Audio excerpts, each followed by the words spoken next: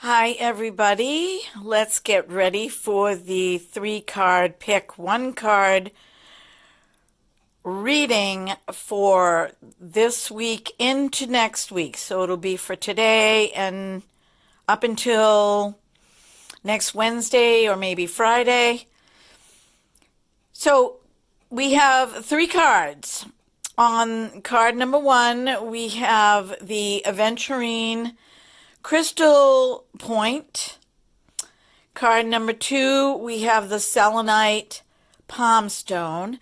And card number three, we have the Lemurian Quartz Crystal. So take a deep breath and exhale. And whichever card feels right to you, pause the video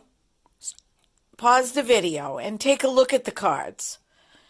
Whichever one feels right for you, that will be the card that you focus on when I do the reading. So we've got card number one, card number two, and card number three. See you there. Okay, everybody, here we go. I am going to smudge my area. I already smudged when I pick the cards, but I'm going to smudge again around me and around all of you.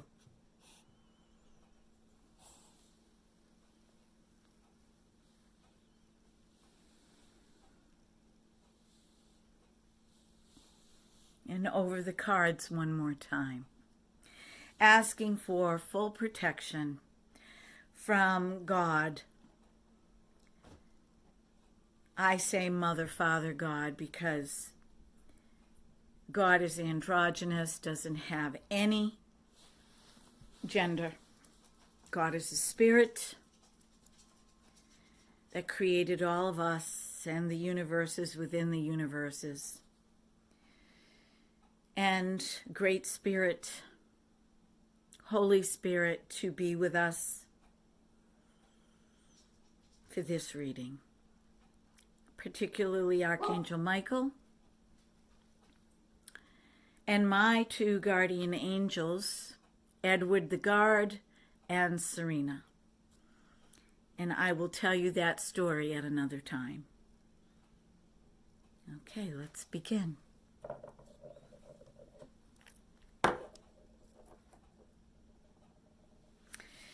So if you picked card number one under the Aventurine Crystal Point, this is your card.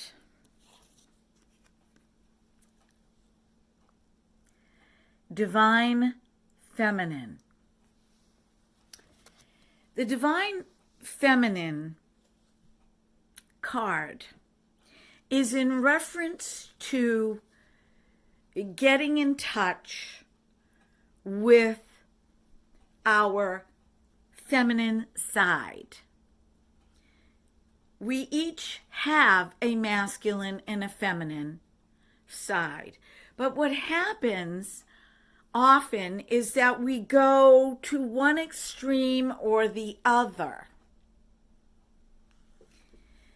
If you are in a role where you have to be both mother and father, it stands to reason that your masculine side will come out, because you need to be there to be an advocate for your children. You need to be there for yourself, to stand strong for your job and to speak up. And if you're an advocate for someone else, like an elderly person, and they aren't getting their needs met, you will move into your masculine side to get the job done. The feminine side tends to be more subdued, more caring, more empathic, more nurturing. You can be that to an extreme. You can be nurturing to a point of being smothering. You can be nurturing to a point where you care about everybody else and you don't think about yourself. And you can also be, how do I put this? Overly feminine.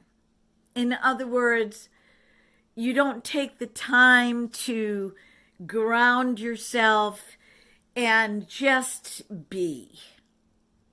So when the Divine Feminine card comes up, it really means to bring together the two, to center.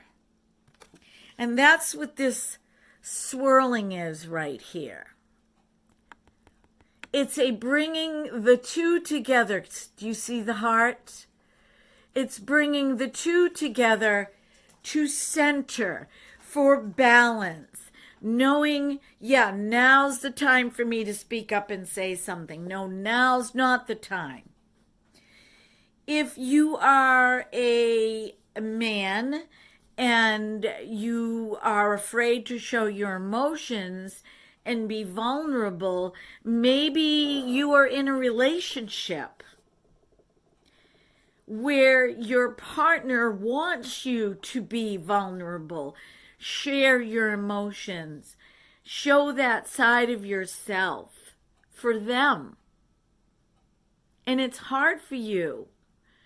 So for you, moving into your feminine side would mean being in touch with your inner person and understanding those reasons why you have a fear. I'm married. I have a husband, and he is male. And he is the epitome of masculine. But as he gets older, he's becoming softer and more in touch with the feelings of others and the feelings of his own feelings. Instead of pushing them back and having them come out in ways that are unhealthy, like anger, aggression, workaholism. Now, I'm a woman. I'm a female. Yes, I know we're moving into a gender-neutral society, but this is me expressing to you. When I was married to my first husband, he wasn't well. And he was a very passive man. And, he just was easygoing. And I had to step up to the plate and take that masculine role. And I didn't always want to do that. It was good for me, but I didn't always want to do that. Then I meet my husband now, and guess what? I'm in my masculine, and he's very masculine, and what do you think happened? Barely happens anymore. But it's going to be 28 years. And both of us have had to reconcile with ourselves ways of being that were unhealthy and unnecessary. And we're still learning. So if you chose this card, basically what this card is asking you to do is to balance out your masculine and feminine side and pull it into the center. Take a look at who you are. Take a look at when it's necessary for the masculine and necessary for the feminine. Okay? This has nothing to do with changing anything. It has to do with you going within, and it also has to do with the world at large, moving out of a patriarchal society where the man rules and allowing women, the feminine, to come in and work as a team. Work as a team. It shouldn't be either or. The men rule, the women rule. That's imbalance. So we need to come into balance, okay? Card number 1, come into balance. It's a good time to know who you are and know what necessary changes you can make to make your environment, more peaceful, more loving, more kind, and yourself more centered. Thank you, card number 1. Oh, I want to read. So the divine feminine is universal grace. If somebody is working on the either side to the nth degree in imbalance, there's no grace, there's force. The universal grace is the centering of the divine masculine, and there is such a thing, and the divine feminine. And we also have Mother Earth, right, as part of this. The divine feminine oversees the earth and beckons us all to seek peace in all things. But remember, there's a time and a place and a purpose under the heavens. Thank you, card number 1. Say so. Card number 2. If you picked the selenite palm stone, this reading is for you. May you dance. So we've got the color pink around this person, and this person is an earth angel with the infinity in the heart space. This person, you, card number 2, are a person that requires loving what you do in order to be happy. My sense is that you've been trudging along, moving along, trying to find happiness, sucking it up, making yourself happy even though you really don't feel total and complete. Making a living is a necessity, but making a loving is a choice. This card has come up before. Sometimes we have to make a living and we have to do jobs that we really don't care to do. It's not our sole purpose. It's not who we are, but we've got to get off our duff and get out there and make money to survive, to put food on the table, to take care of our necessary needs, home, health, or shall I say shelter, health, food. These are the 3 things that we need to survive. And water. And without those things, if you live in a town where you have water bills, you've got to pay for your water, which to me is unconscionable. The earth springs water up from the grounds as a gift, and yet some people in some towns have to pay for their water. Doesn't make any sense to me. You may have a well, your own well, in which case you don't have to pay. But May You Dance means finding that purpose or that job that fills your soul and makes you happy. Now, you can have both. You can do the job that brings the money in, and you can do something on the side that fills your soul, and that will bring you into more of a balance, and that will help you to be more content. You know, a lot of us, we work our jobs, we come home, we cook the meals, we do the laundry. If there's children involved, it's, running.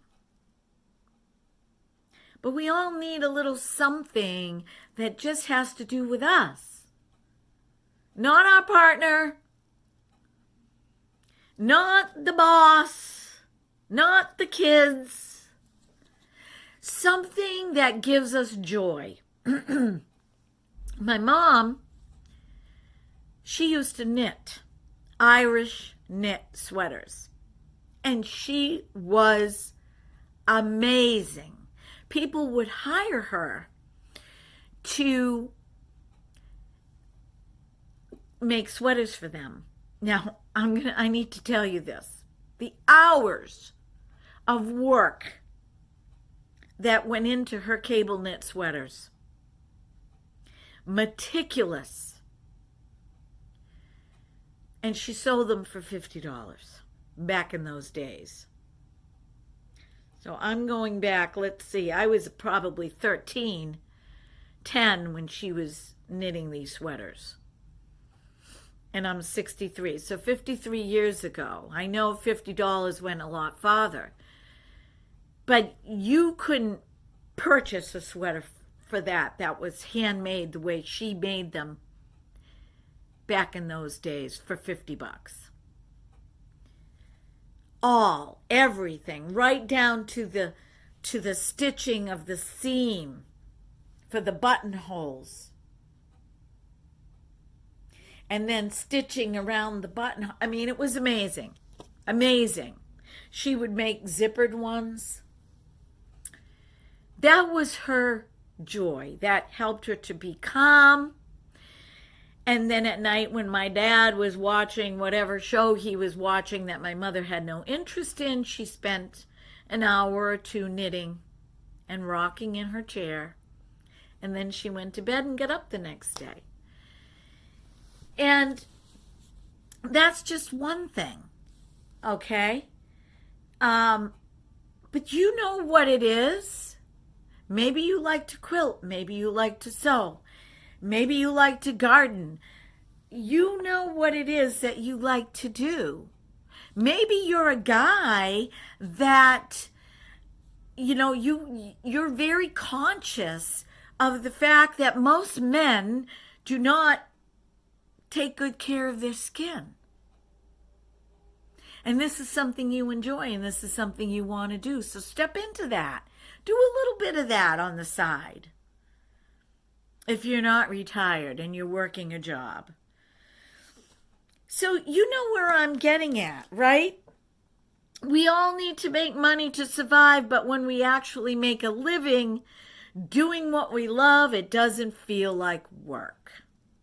And a lot of people do what they love and turn it into work, like decorating cakes. For me, it's being artistic. I remember when I threw myself into creating this card deck, it was like time just flew. I was up until 2 o'clock in the morning working with this graphic artist that lived in Florida and matching things up. And it was unbelievable. And the time just flew. But I loved every second of it. The dance of success is the soul, your soul, calling its own name. John, Mary, Stephen, Martha, Kristen, Jonathan, Benjamin. And if you're an outdoorsy person, maybe you can vlog all your hiking and create a YouTube channel and show people where you go and how to get there with maps, and you're doing this all the time. And you want to create a YouTube channel doing this because it's something you love, and you do it on the weekends to get away, to unplug from your daily job, your daily routine, especially if you're a person that does technology. I don't know how you guys do it. Doing my YouTube channel has been, it almost makes it almost makes me feel like I'm going cross-eyed. Tunnel vision. And I'm not like that. I'm a very I need to be outside. I need to step outside. I need I need variety. And so it's been a real challenge for me, as much as I love doing it. So may you dance. And this girl happened to be a dancer that broke away and opened up her own dance studio. So she broke away from the professional and opened up her own dance studio to teach others how to dance. That's where this card came from. Thank you, card number 2. That was your reading. Now we're on to card number 3, the Lemurian Quartz Crystal. I picked this up in Rockport, Massachusetts, at a shop that I did some work at, some energy work at, card reading and painting soul auras. And this was in the case. And I went by this case, and it was as if it called my name. I mean, I was glancing at the crystals. And inside this Lemurian quartz crystal is a story.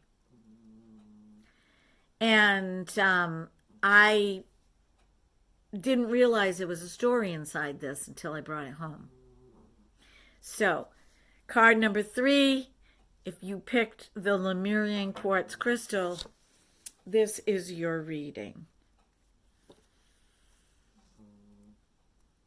Magic.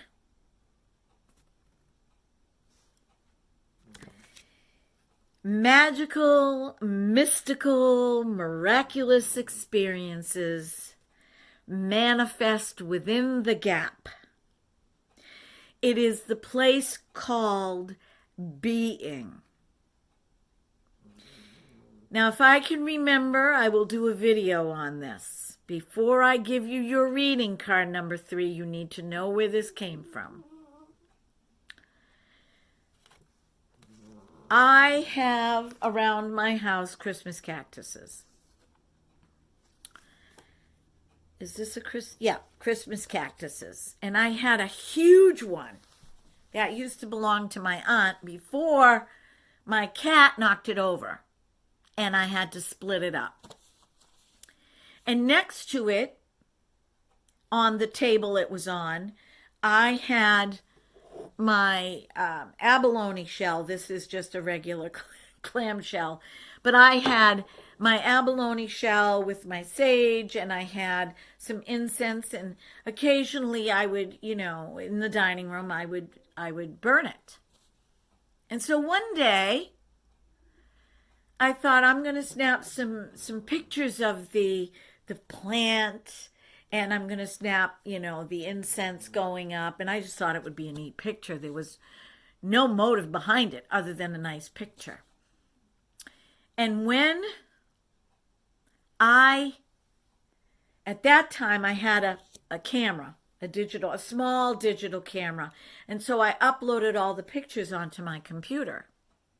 And when I went in at the cactus, I said, what is that in there?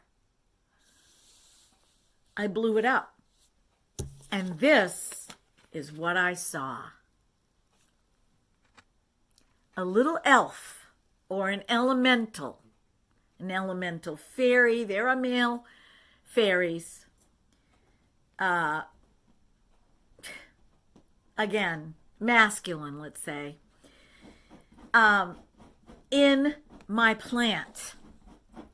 When we moved up here, this place is loaded. You are being called to take time to allow yourself to see and behold the magical, mystical, miraculous experiences that manifest during a time where you don't know where to go. You're in a space. You're in between.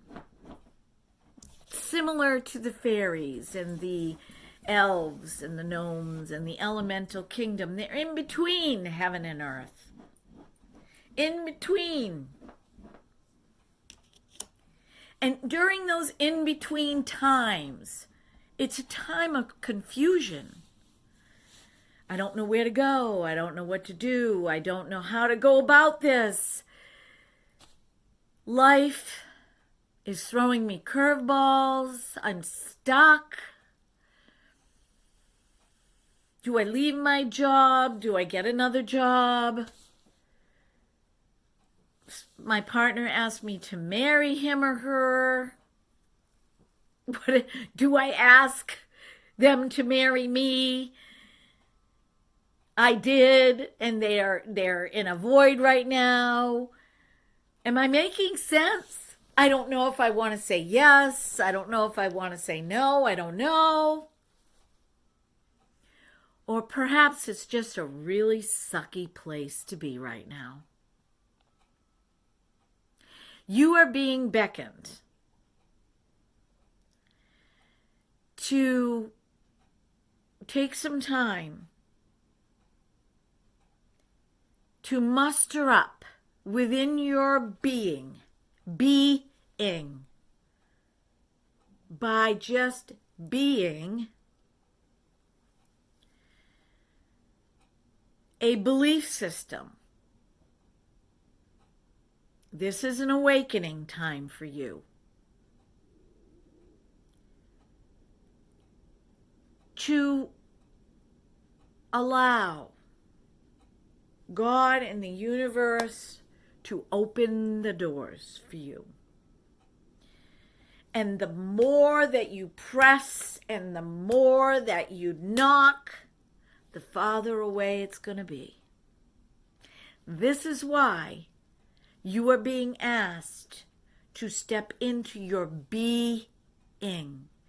Be still and know that I am God. Be still and know.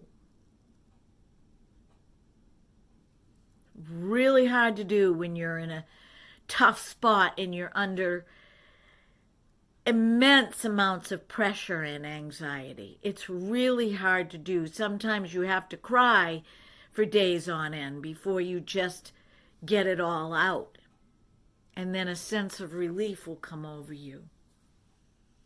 And you can begin that process. But if you are in this spot, you are being beckoned, and my cards just fell on the floor. You are being beckoned. If you are within this gap of not knowing, to step into this awakening process, this spiritual process, and say, yes, I'm willing.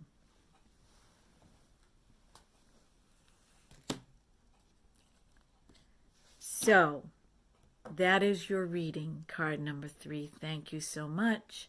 And since the cards fell on the floor, guess I better pick one.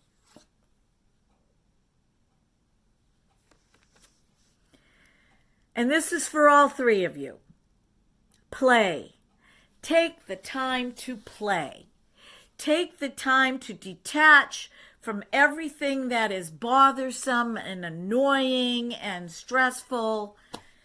And I get it. That's really hard to do when you're under stress. But it's almost like you need to see a shade come down and go back up in your mind. Okay?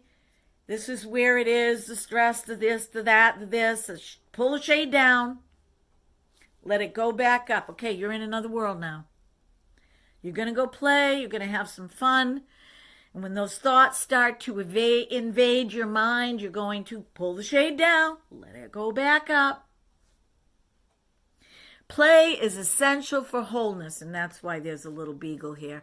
Somebody asked me to do the aura of their beagle at a fair. They brought their, and I had to do this in, 20 minutes or something like that. Maybe it was 45 minutes. That's really hard to do, by the way, just so you know. But this beagle showed that he was, or she, can't remember, she, I believe, was very grounded and offered grounding for that individual. That she needed this pet. She needed this pet. It was like a service dog to her. And that animals would become part of her soul purpose, because the love, the unconditional love, was something that she needed in her life. And also because this dog gave her joy, and she had to take it out for walks, met people on the way, and so this dog showed her how to play. Play is essential for wholeness. It is a time of recreating ourselves by breaking away from the daily grind.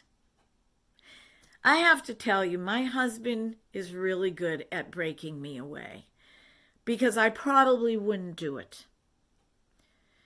My idea of breaking away would be going for a walk, or jumping in my car with some music on and taking a ride, or maybe meandering around a store.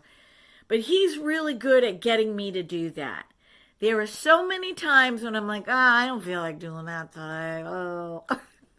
It's true. He'll be like, hey, why don't we go? And I'll be like, oh, really? I worked all week, and then I think about it and I think, oh, he really wants to go. I need to suck it up. I need to stop being a dish rag, and I get myself up and I get myself moving, mostly for him. And then guess who has the best time? Me. So it's essential. It's essential and if you know somebody that, call them up. Hey, they're down in the dumps. Hey, let's go take a walk, right? I'm telling you, if I were retired, I would be doing more of that. I really would. I'd be calling people up. Hey, let's go. Let's take a walk.